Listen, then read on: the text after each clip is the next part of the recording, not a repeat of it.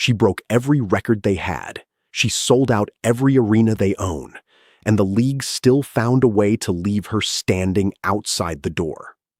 There is one number buried in this story that explains everything, a single stat that shows exactly how much one player was worth to an entire league. Stick around, because I'm going to show you that number, and once you see it, you will understand why the next 18 months got so ugly. Before we get into it, subscribe and turn on notifications, because this story has more turns than most people realize, and we are covering every single one of them, right up to what happens this season. The snub that started it all. In the summer of 2024, Caitlin Clark had just finished the most talked-about rookie stretch women's basketball had seen in decades. She was setting rookie assist records. She was pulling in crowds that broke attendance marks in city after city. And when USA Basketball sat down to pick the roster for the Paris Olympics, her name was left off the list. The official explanation came down to one word: experience. Selection Committee Chair Jen Rizzotti said the committee had a strict set of basketball criteria, and that other players simply checked more of those boxes. Every single player who made that 12-player roster had prior senior national team experience. Clark, through no fault of her own, did not. Here is the detail almost nobody talks about. Clark actually had a path to Paris. USA Basketball offered her a spot on the 3x3 team with a qualifying event that could have gotten her there. She and her camp turned it down, choosing instead to stay focused on her rookie season with the Fever. So this wasn't a case of a league locking her out completely. It was a committee making a defensible basketball decision, and Clark making her own decision to pass on a side door. But the optics were brutal anyway. She had just beaten Team USA's own roster in an all-star exhibition weeks before the games even started. Fellow selection committee member Dawn Staley admitted afterward that if the vote happened again, with Clark playing the way she was playing by midsummer, she would have been in serious contention. Clark's own reaction? No public outrage. "It just gives you something to work for," she told reporters, adding that she'd be cheering Team USA on to gold. Team USA went on to win it. Clark went back to grinding through her rookie year in Indiana. But the seed of a bigger story had already been planted, because 3 weeks earlier, something happened on the court that the Olympic snub couldn't compete with for headlines. The hit that broke the internet. June 1st, 2024, Fever versus Sky, a dead ball inbound play. And Chennedy Carter delivers a hard, unmistakable hip check into Caitlin Clark, sending her to the floor with the ball nowhere near either of them. Officials on the floor called it a common foul. The league reviewed it and upgraded it to a flagrant one the next day, but by then the clip was already everywhere. Sports shows, daytime talk shows, group chats that had never once discussed a WNBA game before that week. And it did not stop there. Weeks later, Angel Reese swung an arm into Clark's head on a contested layup, upgraded to flagrant after review. Then Marina Mabrey. Then a closed fist shot to the throat from Alyssa Thomas that drew a suspension the following season. A pattern was forming, and it split the entire basketball world into two camps almost overnight. People who saw a rookie getting the standard physical welcome every young player receives, and people who saw something with a much uglier edge to it. Clark's own response through all of it was almost eerily consistent. "It's just basketball at the end of the day," she said after the Reese foul. "There's no grudges, no retaliation, no public call-out, just the next game and the next one after that. But here's the part that should stop you for a second, because none of this, not the Olympic snub, not the flagrant fouls, is actually the moment that did the most damage to how people saw the WNBA's leadership. That moment came from the top, from the commissioner's own mouth, and it happened on live television. The interview that blew up the league, September 9th, 2024. WNBA Commissioner Cathy Engelbert sits down for an interview on CNBC's Power Lunch. The anchor asks her directly about the darker, more menacing tone coming from parts of the fan base. The racial and personal attacks swirling around the Clark-Reese rivalry. Instead of condemning it outright, Engelbert reached for a comparison. She likened the moment to Magic Johnson and Larry Bird arriving in the NBA in 1979. One white, one black, as she put it, framing the entire dynamic as exactly the kind of rivalry that makes people watch. The backlash was immediate, and it didn't come from some corner of social media you could dismiss. It came from inside the league itself. The Women's National Basketball Players Association released a statement making clear this wasn't about rivalries or marketing. It was about racism, misogyny, and harassment that demanded real action. New York Liberty star Breanna Stewart said she'd been in direct talks with the union the moment the interview aired, calling the response disappointing. Kelsey Plum called the comments hard to hear, saying there's a clear difference between rivalry and racism. Her teammate, Elisha Clark, put it even more simply. She wished Engelbert had just said, "It's not okay." Engelbert walked it back the next day on social media, writing that there is absolutely no place for hate or racism of any kind in the WNBA or anywhere else. But the damage from the original answer was already done. When your own players' union has to publicly correct the person running the league, that's not a bad news cycle. That's a credibility problem. Now, here's where the story gets interesting, because you'd think a league that just fumbled its biggest asset's public treatment this badly would be in financial trouble too. It was the opposite. And the number I promised you at the start of this video is coming up right now. The number that explains everything, here it is. According to finance professor Ryan Brewer's post-season analysis, Caitlin Clark was personally responsible for more than a quarter, over 26% dollars, of all WNBA economic activity in the 2024 season. Ticket sales, merchandise, television revenue. One rookie. More than a quarter of an entire league's business. The rest of the numbers back it up completely. League-wide, nationally televised games averaged 657,000 viewers in 2024, the highest audience in 24 years. Games involving Clark's Fever averaged 1.18 million viewers, compared to 394,000 for everyone else. Of the 22 games that season drawing over 1 million viewers, 19 involved Indiana. Then came the money. In July 2024, the league signed an 11-year media rights deal with Disney, NBC, and Amazon worth roughly $2.2 billion, more than triple the value of the previous agreement.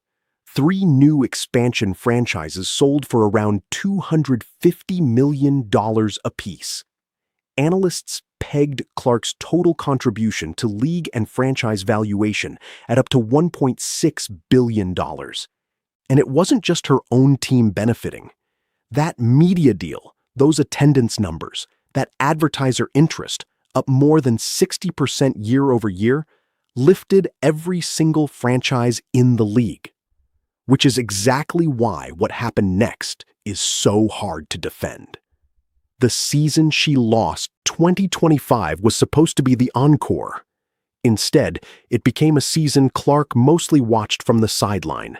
A string of lower body injuries, a left quad, a groin issue on both sides, a left ankle, limited her to just 13 games. She didn't play again after mid-July. When she was on the floor, her shooting numbers dropped hard, down to 36.7% from the field. And here's the twist that a lot of people missed. Even with its biggest draw sidelined for half the season, the league's viewership didn't collapse. It grew. Overall, WNBA viewership was up 21% from 2024, and non-fever games specifically were up 37%. The league Clark helped build had, for the first time, started building some momentum of its own. That should have been reassuring for everyone involved. Instead, it walked straight into the most tense labor standoff the league had ever seen. And this time, Clark wasn't watching from the sideline. She was right in the middle of it. The standoff that almost canceled a season. In October 2024, WNBA players voted to opt out of their existing collective bargaining agreement, betting that the league's new money, that $2.2 billion deal meant it was time for a much bigger share. Negotiations dragged through all of 2025 and into 2026. 2 extensions came and went. By January 9th, 2026, the deadline passed with no new deal, pushing the league into what's called a status quo period, meaning either side could walk away and shut things down at any moment. By March, the league had drawn a hard line. A deal by March 10th, or the 2026 season itself, was at risk. WNBA Vice President Nafisa Collier had already signaled players were willing to sit out entirely if the offer wasn't good enough. And in the middle of all of it, at a Team USA training camp in Miami, reporters put a microphone in front of Caitlin Clark. Her answer wasn't a threat. It wasn't a demand. It was almost disarmingly simple. "I don't understand why we don't just get in a room and iron it out and shake hands," she said. "That's how business is. You look each other in the eye, you shake hands, you respect both sides." There was real leverage sitting behind that calm tone, though.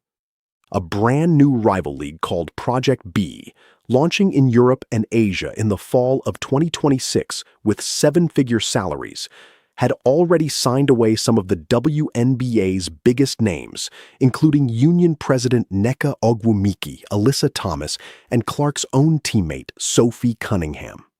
Cunningham later admitted on her podcast that she tried to recruit Clark herself. Clark turned her down flat. "I plan to play in the WNBA," she told reporters. "This is the biggest moment the WNBA has ever seen. We're going to fight for everything we deserve, but at the same time, we need to play basketball." That is the moment worth sitting with. The same player who was left off the Olympic roster, who absorbed hit after hit while the league hesitated to protect her, who watched her own commissioner compare the racism aimed at her to a marketing opportunity. That player still chose to stay in public, on the record, while she had every reason and every opportunity to walk. The deal, and what it actually changed. The two sides finally got there. A 7-year agreement, running from 2026 through 2032, ratified with over 90% player approval. The numbers inside it are staggering compared to where the league started. The salary cap jumps to $7 million in 2026, up from $1.5 million. The Supermax rises to $1.4 million, from a previous ceiling of roughly $250,000. Minimum salaries climb from about $66,000 to $300,000. And for the first time, players get a real revenue share, reported at close to 20%. The 2026 season is set to open on schedule, May 8th, the league's 30th season, with 2 new expansion teams, Toronto and Portland, joining the board. Clark, finally healthy again after a lost year of rehab, said it best herself heading into the new season. It took longer than she expected to get back to 100%, but she's there now. So where does that leave the bigger question? The one about whether this league actually values the player who rebuilt its entire financial floor. The honest answer is complicated, and it's worth staying with, because the next part changes how you should read everything you just heard. What this story actually proves. It would be easy to tell this as a simple villain story. A league that mistreated its biggest star at every turn.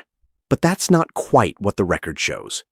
The Olympic Committee gave a defensible basketball reason and offered Clark an alternate path she chose not to take. The on-court hits were real, documented, and reviewed with real discipline attached, even if the pace of that discipline frustrated a lot of people watching. The commissioner made a genuinely damaging comment on national television and then walked it back within 24 hours after her own union forced her hand. What actually happened here is messier and, in a way, more interesting than a clean betrayal narrative. It's the story of an institution that was completely unprepared for how fast one player could change its financial reality, and that stumbled publicly, repeatedly, while trying to catch up to her. And it's the story of a 24-year-old who absorbed every one of those stumbles in public, kept showing up, kept declining to blow it all up, and chose to stay and negotiate rather than walk out the door Project B was holding wide open for her. That decision is the real headline here, not a betrayal. A test, one the league very nearly failed, and one Clark, so far, has chosen not to let it fail completely. The new CBA is signed. The 2026 season is underway. But contracts like this one carry opt-out clauses for a reason, and this one has its first checkpoint in 2031.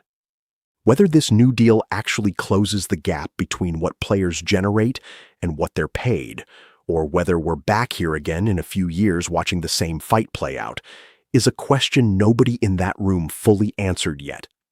What do you think? Did the WNBA earn back the trust it spent 2 years losing, or is this truce built on borrowed time? Drop your take in the comments, and if you want the next update the moment there's real news to cover, make sure you're subscribed because this is nowhere close to the last chapter.